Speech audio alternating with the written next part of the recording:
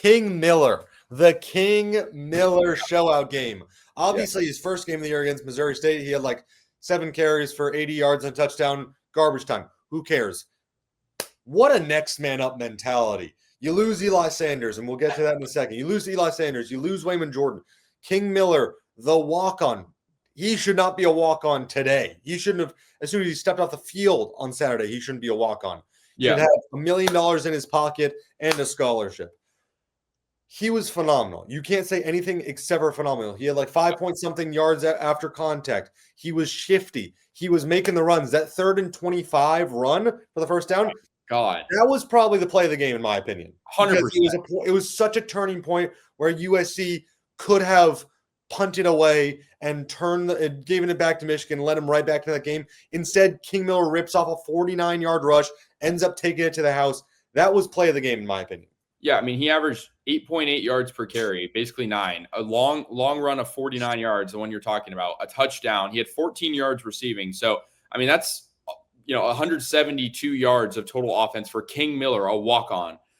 Speaking of walk-ons, I do want to shout out Ryon Sayeri as well. He had a 54-yard field goal for Another big one, yeah. I think that was 3 possessions. Longest field goal in USC history. I also want to shout out Bryan Jackson. Did he have the flashiest game? No, but he had a 29-yard touchdown, and he wasn't even dressed to start the game. Yes, USC did get fined $5,000 for that. Hey, that's fine. Take it out of my tuition. It's all right. Take it out of my tuition. Change, yeah. So yeah, exactly. What a win though, because this was such a turning point of the season. Where if USC loses this, I don't know how you really go throughout the season with the national media talking about, oh, USC plays soft football. They can't win these big games. Lincoln Riley can't win the big games. This was such a big game because now you have Oregon, Nebraska, Notre Dame, of course, the next game, which we're going to talk about later, all on deck. Oregon a little bit later down the line, but Nebraska, Notre Dame on deck. This is such a turning point game, a gateway game, I might say, for USC to kick their season into the second gear. Yeah, and I mean, to your point, too, we'll talk about the full context of the Big Ten later.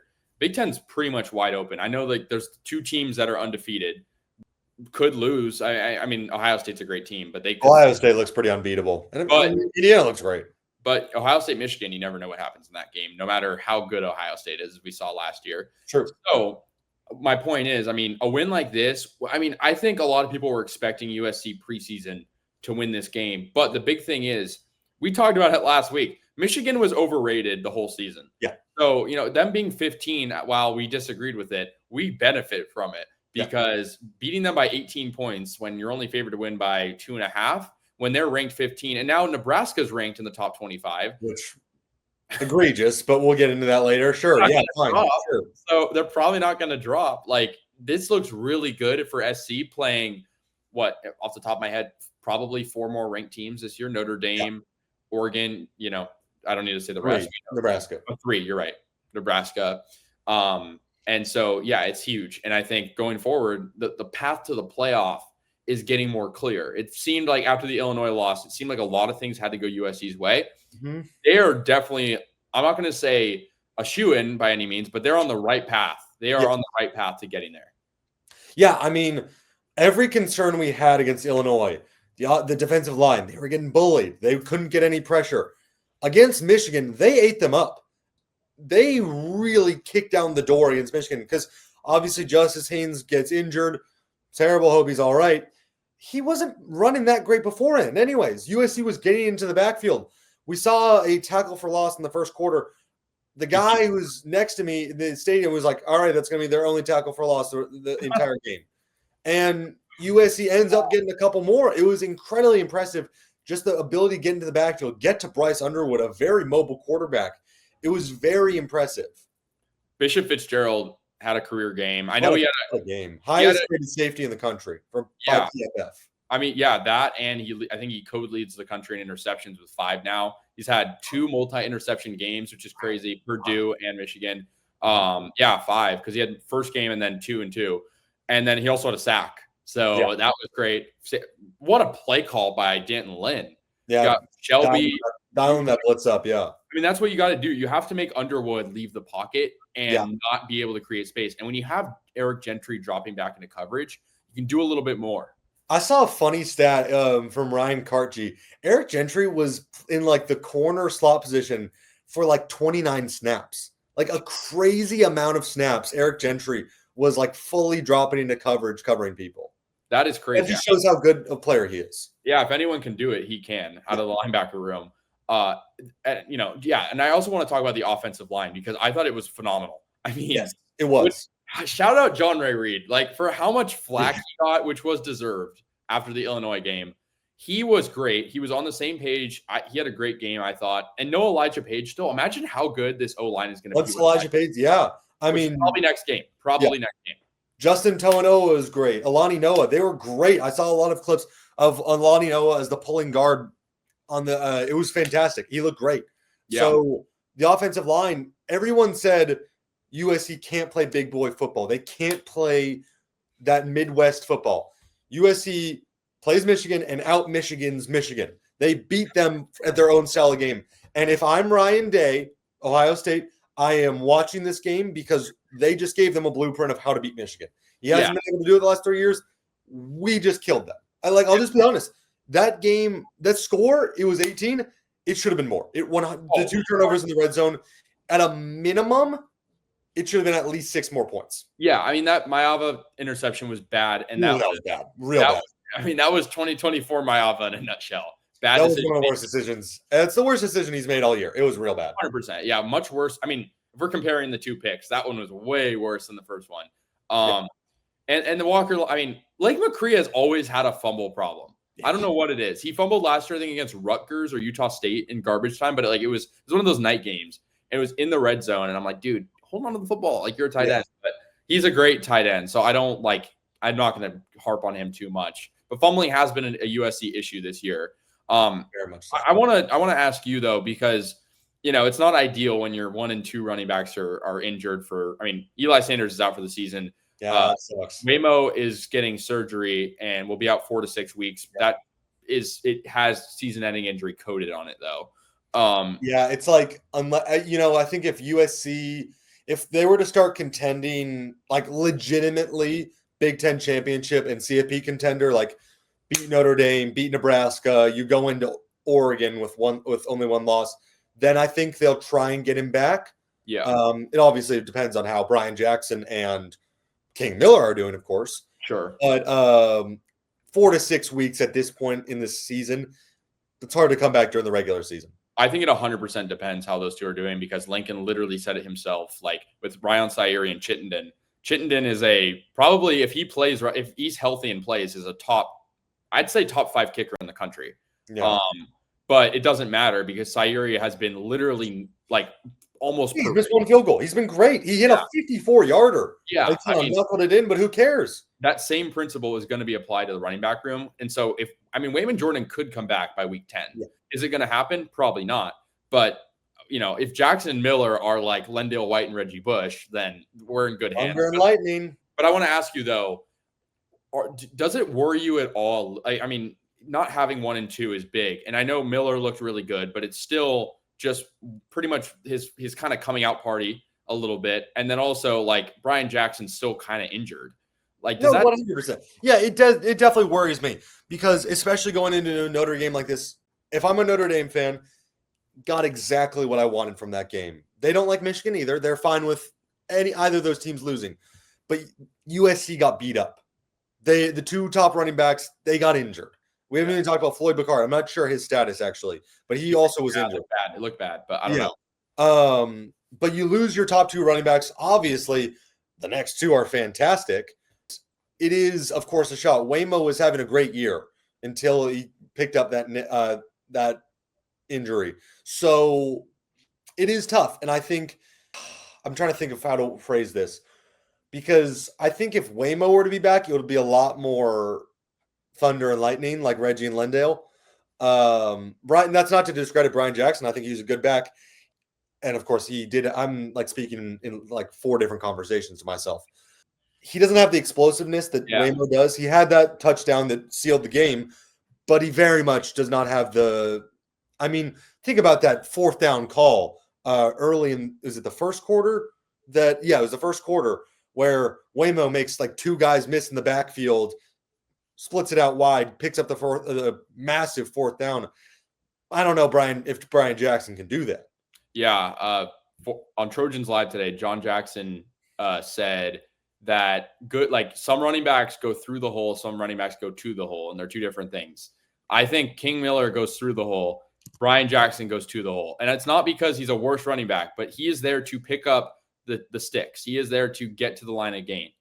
He got I wouldn't say he got lucky on the 29-yard touchdown, but the O-line, if you watch that play, gave him a gaping hole on that play. Like he had the seam was it was ridiculous that there were no linebackers there to stop. And that speaks to how good the line was this game. Yeah, so I think, to your point, I agree. I think Bryan Jackson is as good as the O-line will be. Yeah. King Miller, I think, is special. I think he is quick. He is he's different than every running back we've seen at least in my time at USC, because he's a little bit more compact. He's not like a Waymond Jordan who looks kind of like Ashton Genty in a frame way. Yeah. He is more built almost like a bulkier slot receiver, but it's working. It's working though. I do what you got to do, man. Running backs, there's no discrimination on the frame of a running back because they come in all different shapes and sizes. And I think King Miller is throwing off defenses because he just plays so different. He can cut to the outside. Eli Sanders had a little bit of that in him too, but he just didn't really get a whole lot of looks this year, unfortunately. And hopefully, I hope he comes back. I know I don't know how the eligibility will work with him because he can't redshirt at this point. And I know he's a little on the older side. Injury redshirt. Oh yeah, I mean maybe you're right. I don't know. Yeah. I know. Yeah, you're probably right. But yeah, and I mean, shout out Makai Lemon because we touched on his name, but I haven't even talked about him yet. Unbelievable touchdown, dude. That's the best receiver in the country. I'm tired of denying it. Jeremiah Smith is fantastic. Maybe if he had a quarterback who was throwing the ball down the field more, and that's nothing against Julian saying. Makai Lemon is incredible, dude. Casey, do you know what the only certain things in life are? Death, taxes, and 6 is always open. That's the only 3 certain things in life. Because it's at that point where if the ball is in Makai Lemon's vicinity, he's coming down with it. And that was what I felt with Jacoby Lane. Yeah. More of a jump ball. Lemon is always open because he's creating space and because he can make those contested catches. Dude, and his hands are so much better than we thought. Fantastic. I won't speak for you. Make this declaration. I think he's better than Jordan Addison. And at least USC Jordan Addison. Pitt Jordan Addison, that's a different monster. Yeah, that's a dude. USC Jordan Addison, great player. He was phenomenal. Obviously picked up that injury. I really think Makai Lemon's better than him. And debate us in the comments if you think that's true. In my 4 years at USC, Makai Lemon is the best receiver this year, is the best receiver I've seen. And it's funny because I still think that Makai Lemon is getting disrespected on draft boards. I see him going as the 4th receiver picked. And I know Jordan Tyson is really good. Really? Yeah, I've seen late first round, 28th pick, which I think is a top 10 pick to me. He is going to slip because I don't think he's going to test well at the combine because he's undersized, and it's really just because he's undersized. If you look at the actual things that a wide receiver does, like run routes, catch the ball, move in space, I seriously do not think that there is a better receiver in this class. I think the only competition, Carnell Tate's great, so is Jordan Tyson. I seriously think that Makai Lemon is a level above both of those. I mean, they're both great. They really are. I think Makai, and I'm biased. I am. But Makai Lemon is, I'm at a loss for words because I think he's phenomenal. I saw a mock draft that had Carnell Tate as a number 3 overall pick, and I was like, that is crazy. I mean, Ruben Bain is probably 1 or 2, depending on who gets the first pick.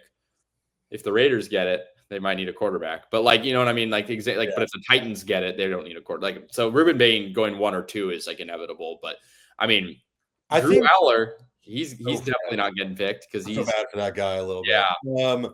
Yeah. I think Makai, if NFL GMs were smart and actually watched the games, he's a top, and we're kind of going off topic here, but he is a 10 to 15 first receiver off the board.